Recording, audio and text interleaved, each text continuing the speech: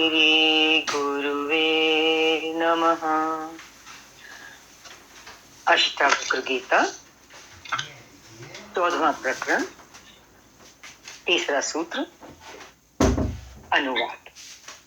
साक्षी पुरुष परमात्मा ईश्वर आशा मुक्ति तथा बंध मुक्ति के जान लेने पर, क्या क्या जान लेने पर? साक्षी पुरुष को जान लिया, परमात्मा ईश्वर की जानकारी प्राप्त करी और आशाओं से कैसे मुक्त होते हैं वो सब समझा।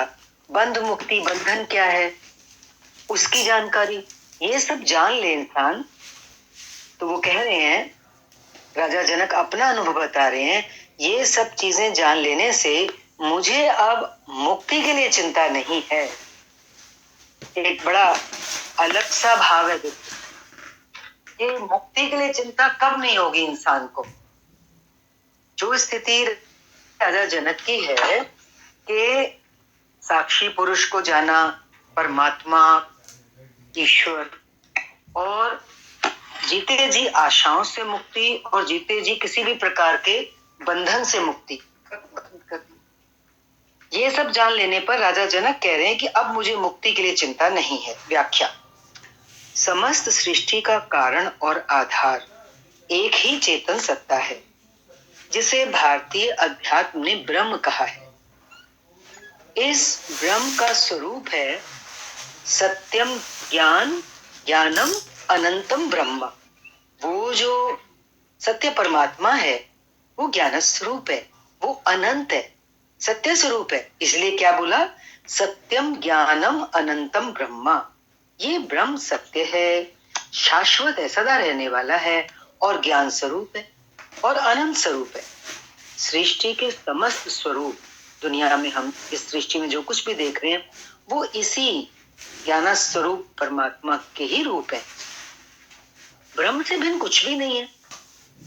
जो भी है सो ब्रह्म ही है।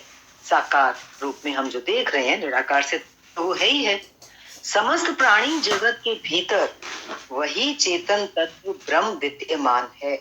समस्त प्राणी जगत, कितने प्राणी हैं? पशु पक्षी कीट पतंग मनुष्य असुर, उनके अंदर ब्रह्म ही है, चेतन तत्व ब्रह्म ही है, जिसे क्या कहते हैं हम अपनी रोजमर्रा की भाषा में? आत्मा, जिसे आत्मा कहा जाता है।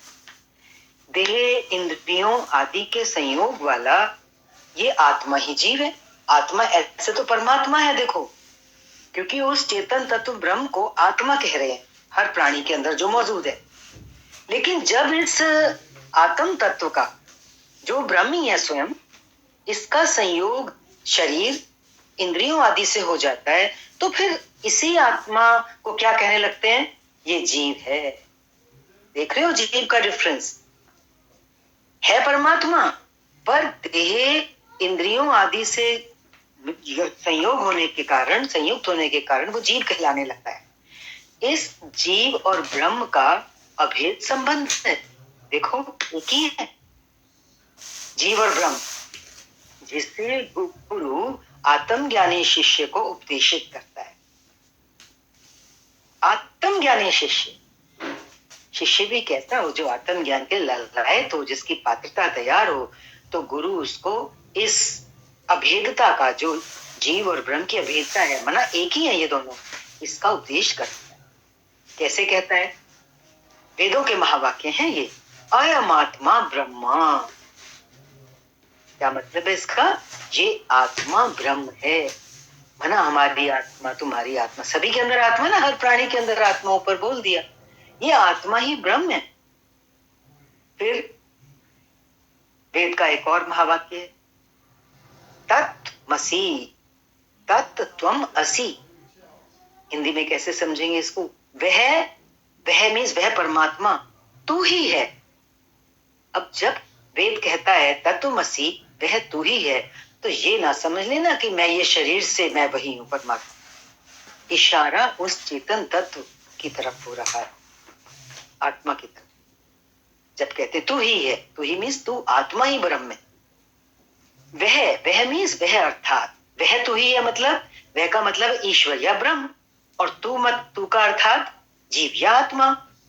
असि का मतलब है, तो क्या हो गया, तत्त्वम् असि, वह ईश्वर तू आत्मा जीव ही है। ये महावाक्य है जो जीव और ब्रह्म की अभेदता का बोध कराते हैं। शिष्य को इनका बोध हो जाने पर वो कहता है, जब शिष्य को बोध हो जाता है कि हाँ मैं वही हूं, अभेद है मेरी आत्मा और परमात्मा, तो वो क्या कहता है, अहम ब्रह्मास्मि, मैं ब्रह्म हूं। ब्रह्म सर्वज्ञ है और जीव एक देशीय और अल्पज्ञ है। एक देशीय मीन्स एक सीमा में, जैसे हमारे शरीर के अंदर जो आत्मा है उसको ही तो जीव बोलते हैं ना, तो वो एक देशीय हो गया जीव तो। और जो ब्रह्म परमात्मा है वो सर्वज्ञ में सारी ब्रह्मांड की को जानता जानने वाला है, और हमारे एक सीमित दायरे में जो चेतना है वो सिर्फ इसी दायरे की सृष्टि को जानता है, शरीर के दायरे की सृष्टि को, तो इसलिए अल्पज्ञ कहा उसको। इस अल्पज्ञ स्वरूप में हमारे जो एक देशीय शरीर में जो आत्मा है, इसमें जो चेतन तत्व आत्मा है वो ईश्वरी, ये कह रहा है शास्त्र। इसलिए समझना यहाँ पर ये है कि दोनों का अभेद संबंध है। और अभेद संबंध किससे है, केवल चेतन में है। चेतन चेतन एक देशीय आत्मा चेतन, व्यक्ति व्यक्ति की आत्मा, और वो ब्रह्म चेतन जो सर्वव्यापक है, ये एक ही है। अभेद, इस अभेदता को जिसने जान लिया, काम तो इतना ही करना है, अभेदता को जानना है। जिसने इसको जान लिया वही मुक्त है। अब उसे मुक्ति की ना साधना करनी पड़ती है और चिंता भी नहीं करनी पड़ती। इसलिए जनक कहते हैं कि शरीर स्थित देह, इंद्रियां आदि का जो साक्षी पुरुष है, जानने वाला है इस शरीर को, इंद्रियों को, वो कौन है, वो जीवी तो आत्मा है, साक्षी पुरुष। साक्षी पुरुष ये जीवी आत्मा है। जिसने इस साक्षी पुरुष आत्मा को जान लिया, समझ रहे हो ना, साक्षी पुरुष एक जीव के अंदर की जो आत्मा है वो उस जीव का साक्षी पुरुष है, क्योंकि उसकी हर गति, हर चीज को, हर क्रिया को जानता है। तो जिसने इस साक्षी पुरुष को जान लिया, उसने इस परम आत्मा, परमात्मा को जान लिया, उसने ईश्वर को जान लिया। फिर देख लो, जिसने इस साक्षी पुरुष आत्मा को जान लिया, साक्षी पुरुष में एक देशीय जो आत्मा है, जो साक्षी है उस एक व्यक्ति की, जिसने उसको जान लिया, अपने स्वरूप को समझ लिया, तो समझ लो उसने परमात्मा को जान लिया, उसने ईश्वर को जान लिया। बस फर्क क्या है, आत्मा अल्पज्ञ है और परमात्मा सर्वज्ञ है। उसी परम जमा आत्मा करके समझना है हमें इसको। हमारी आत्मा और परमात्मा कैसे, परम प्लस आत्मा है, वो भी आत्मा लेकिन परम आत्मा है, मीन्स आत्माओं में श्रेष्ठ है। उसी को परम आत्मा मीन्स आत्माओं में श्रेष्ठ कहा। क्यों, ऐश्वर्य के कारण। उसका ऐश्वर्य कितना विशाल है, कितना अद्भुत है। इसी का कारण, ऐश्वर्य के कारण उसका क्या नाम पड़ गया, ईश्वर। ईश्वर कहा जाता है। अतः इस साक्षी पुरुष आत्मा कहो या परमात्मा कहो और ईश्वर कहो, ये एक ही है। इन तीनों में अभेद संबंध है, कोई भेद नहीं है।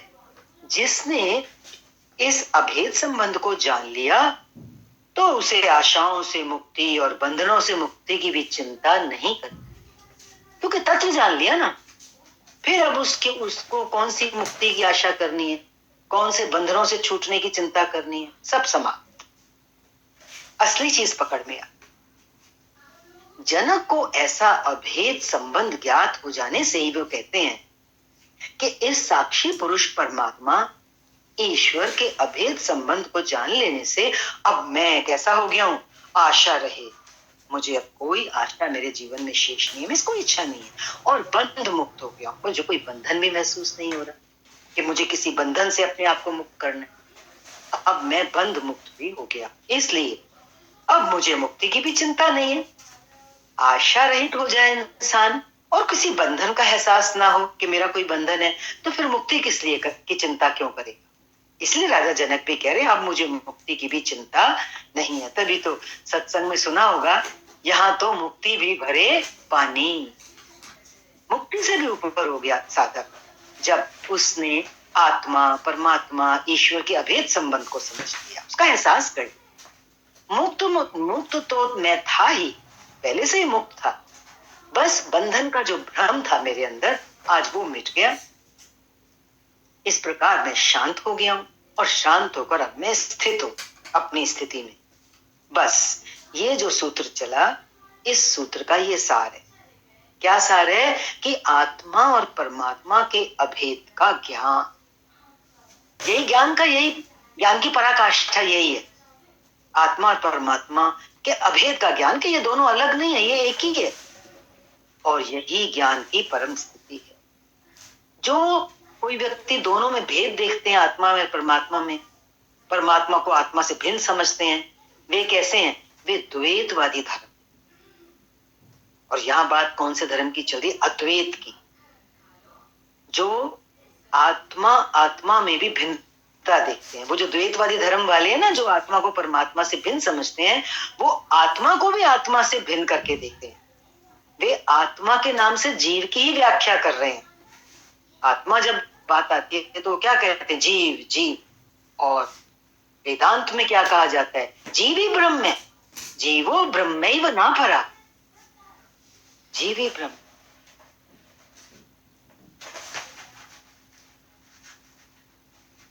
उन्हें चेतन आत्मा का ज्ञान नहीं हुआ है।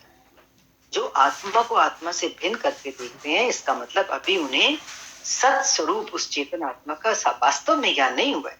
जनक कहते हैं ये अद्वैत का अनुभव ही ज्ञान की अंतिम अनुभूति है। अगला सूत्र ले रहे हैं। जो भीतर विकल्प से शून्य है, अंदर होते हैं ना संकल्प विकल्प, अब सब खत्म हो गए, और बाहर भ्रांत हुए पुरुष की भांति स्वच्छंदचारी है। बाहर संसार में लोग कैसे चल रहे हैं? भ्रम से, तो भ्रांत में, इस भ्रम में चलते हैं, तो अपनी मन मर्जी से अपना जीवन जीते हैं। तो जो ज्ञानी है वो भीतर से तो बिल्कुल शून्य हो चुका है, कुछ नहीं बचा उसके अंदर, लेकिन बाहर वो एक साधारण व्यक्ति की तरह ही चलता है। ऐसे पुरुष की भिन्न भिन्न दशाओं को वैसी ही दशा वाले पुरुष जानते हैं। अब ऐसे व्यक्ति को पहचानना बड़ा मुश्किल है। ऐसे व्यक्ति की दशा को वही जान सकता है जैसी उसकी खुद की जिसकी दशा होगी, वही पहचान सकता है। व्याख्या देख लेते हैं।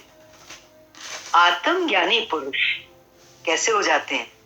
तो छंदचारी होता है, अपनी मौज में जीते हैं, वो लोग अपनी मस्ती में रहते हैं आत्मा की, उनके ऊपर कोई बंधन तो होता नहीं है, बंधन मुक्त वो हो चुके हैं, आशा मुक्त रहित वो हो चुके हैं। तो कैसा जीवन हो गया? स्वच्छंद, है ना? पॉजिटिव वे में लेंगे इसको, स्वच्छंद। ऐसे तो संसारी व्यक्ति भी स्वच्छंदाचारी है, मनमौजी तरीके से जीता है, लेकिन अब ये आत्मज्ञानी जो है ये भी स्वच्छंदाचारी है।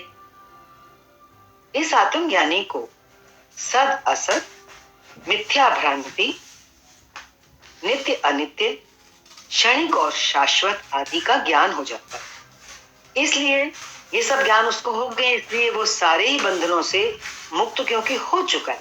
जिसके ऊपर कोई बंधन ना हो तो वो कैसा आचरण करेगा? स्वच्छंद, स्वतंत्र आचरण, खुले आकाश में जैसे पक्षी उड़ रहा, स्वच्छंदता, मस्ती में, मौज में, कोई बंधन नहीं है, कहीं कोई बाधा रुकावट नहीं, कोई रोक टोक नहीं है।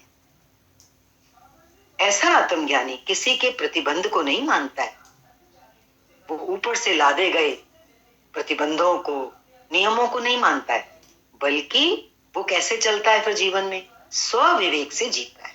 अब उसका पूर्ण विवेक जाग चुका है, उसे किसी के बताने की, कोई रास्ता देने की जरूरत नहीं है। वो तो अपने विवेक से सत और असत का भेद करके अपने जीवन को चला सकता है बहुत अच्छी तरह, और वो स्वाभाविक होकर जीता है। कैसी जिंदगी है उसकी? नॉर्मल और नेचुरल।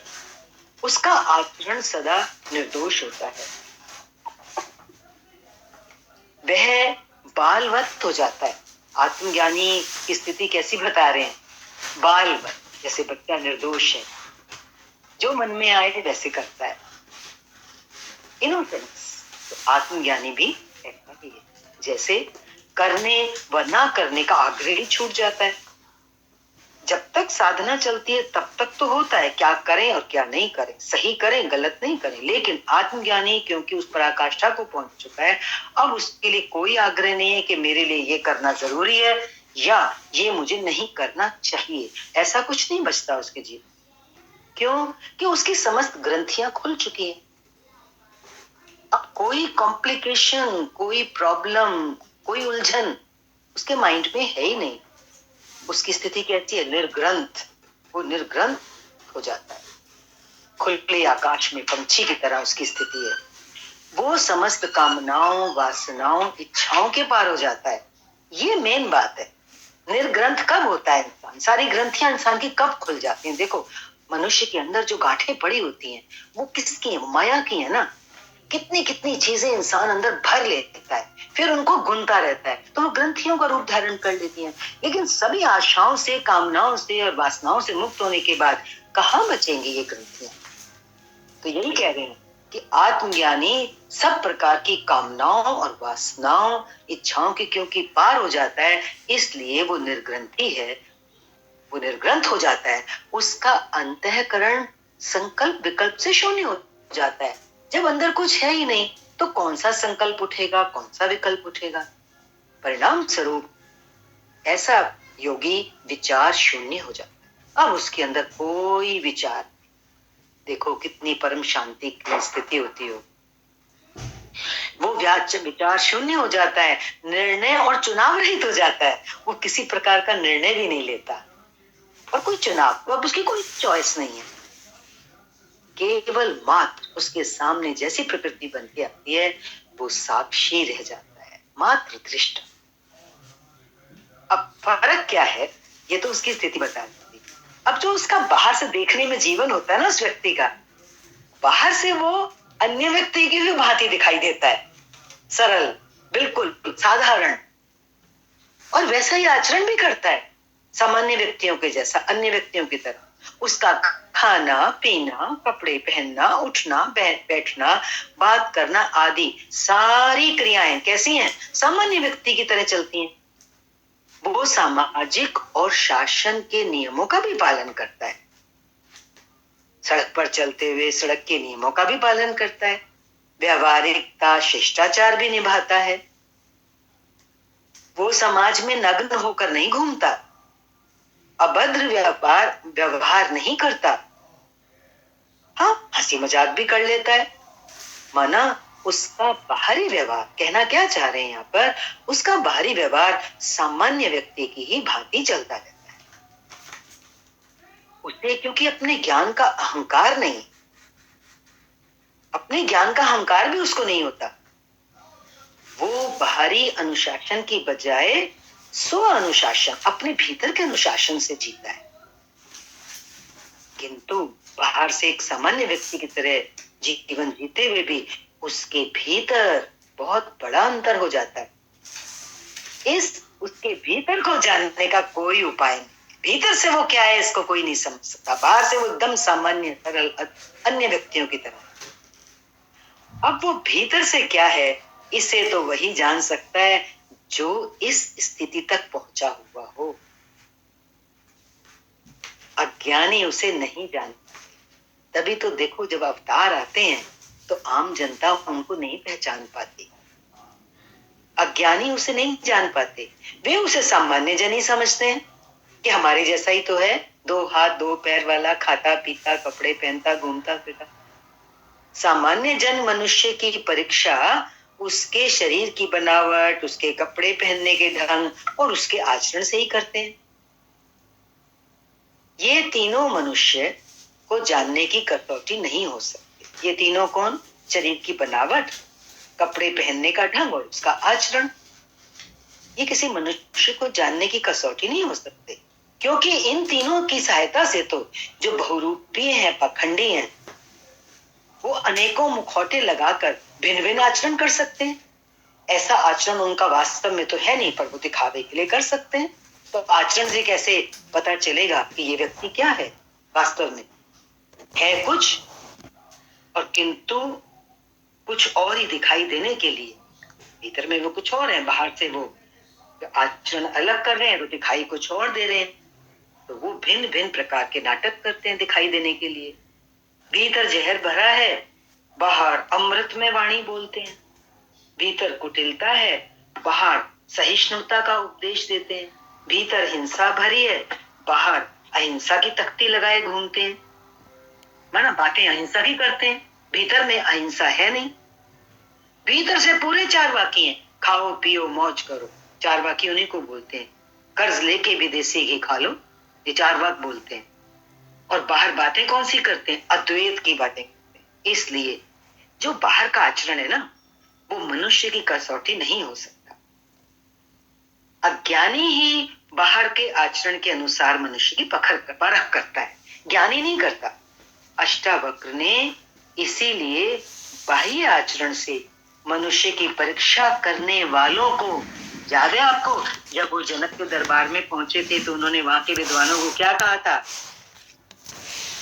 चमार। उन्होंने उनके शरीर टेढ़ा था तो उन लोगों ने बाहरी आचरण से परीक्षा करी तो उन्होंने उनको चर्मकार की संज्ञा दी, जो केवल चमड़ी के पारखी हैं। ज्ञानी ज्ञान को देखता है, बाह्य आचरण को नहीं। इसलिए जनक कहते हैं कि ज्ञानी की अंदर की स्थिति को, उसकी आंतरिक स्थिति को दूसरा ज्ञानी ही जान सकता है, जिसे वैसा ही अनुभव हुआ है। अज्ञानी उसको कभी नहीं जान सकता, क्योंकि अज्ञानी को वो अनुभव हुआ नहीं है जो ज्ञानी को हो चुका है। ज्ञानी बाहर से तो एक भ्रांत पुरुष की भांति रहता है, भ्रांत में जैसे संसार के लोग भ्रम में चल रहे हैं, साधारण जीवन वो वैसे ही चलता है, जैसे उसे कुछ पता ही नहीं है। वो बड़ा स्वच्छंदाचारी भी होता है और भिन्न भिन्न दशाओं में भिन्न भिन्न प्रकार का व्यवहार करने वाला होता है। जैसा आ गया बच्चा सामने आ गया, बच्चा बन गया, बुजुर्ग आ गया, उसके जैसा बोला, बात करनी शुरू कर दी, जैसा आ गया वैसा व्यवहार, जैसा आ पड़ा ऐसा व्यवहार करने वाला होता है। इसलिए इन बाह्य आचरणों से ज्ञानी को जानना कठिन। कृष्ण को जानना इसलिए कठिन हो गया कि वे माखन भी चुराते हैं, गोपियों के साथ रास भी रचाते हैं, बांसुरी भी बजाते हैं और युद्ध भी करवाते हैं और छल प्रपंच भी करते हैं और गीता का उपदेश भी देते हैं। ये सारे तो बाह्य आचरण हैं, जिनको पकड़कर व्यक्ति का निर्णय करने वाला हमेशा चूकेगा ही। इतना बड़ा गीता का ज्ञान और गोपियों के साथ रास करना और माखन चुराना और बांसुरी बजाना और युद्ध भी करवाना खड़े होके, तो निर्णय तो करने वाला इस चीजों को देख कोई निर्णय करेगा तो चूक जाएगा, ये सही निर्णय नहीं कर सकता। आचरण बदल लेने से ज्ञान नहीं होता, अंदर में ज्ञान है नहीं, बाहर से आचरण बदल ले, ज्ञानी जैसा आचरण करे तो वो ज्ञान नहीं है। आचरण क्या है? आचरण तो ज्ञान की छाया है। ज्ञान हो जाने के बाद तो आचरण अपने आप ही उसके अनुरूप होगा, ज्ञान के अनुरूप होगा। भीतर शुद्ध होने पर आचरण तो अपने आप ठीक हो जाएगा, करना नहीं पड़ेगा। आचरण को ठीक करना सामाजिक उपयोगिता है। समाज में हम रहते हैं तो समाज के अनुसार हमारा आचरण व्यवहार हो तो हमें ठीक करना पड़ता है अपने आचरण को, क्योंकि समाज में उसकी उपयोगिता है, सामाजिक आवश्यकता है। लेकिन अपने आचरण को सामाजिक उपयोगिता और आवश्यकता के कारण ठीक कर लेना, इसको हम आत्मज्ञान नहीं कह सकते। इससे आत्मज्ञान नहीं होता। बहुत अच्छा इसमें स्पष्ट किया आत्मज्ञान के बारे में और किस प्रकार आत्मज्ञान, जो आत्मज्ञानी है उसके बारे में हम कैसे निर्णय लें, उसके आचरण को बाहर से देख कर नहीं। और ये बताया जो स्वयं उस स्थिति में होगा वही उस वास्तव में जो आत्मज्ञानी है उसकी पहचान कर पाता है। आज के लिए इतना ही। ओम इति श्री अष्टावक्र गीतायां चतुर्दश प्रकरणम समाप्तम्। ओम शांति शांति शांति।